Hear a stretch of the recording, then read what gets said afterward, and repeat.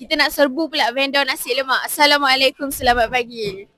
Akak, kita nak tanya dua soalan. Target jualan harian akak berapa pinggan? Berapa pinggan lah. Dan hari ni dah terjual berapa?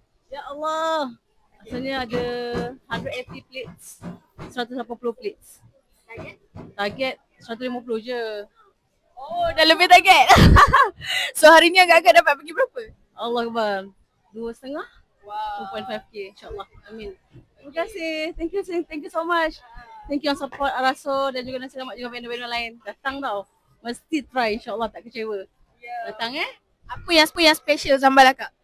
Alah, sebenarnya kan dia bak kata Encik Arif lah. Sebenarnya sambal ni penuh dengan kasih sayang. Dan dia minta kita rasa sambal ni dengan cara yang ada pengalaman. Dan you akan ada rasa pengalaman untuk makan di sini insyaAllah. Experience tu. Dan sambal ini mempengaruhi juga keadaan-keadaan untuk customer makan di sini insyaAllah. Itu dia.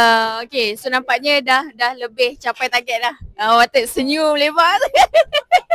Okay, so Thank you tim Araso juga. Thank you tim Araso juga semua kan support kita, alhamdulillah. Terima kasih. okay, terbaik. Okay, so nak rasa kena datang dekat Araso. Vendor nasi lemak kita ada pelbagai jenis lauk. Okay, mantap geng.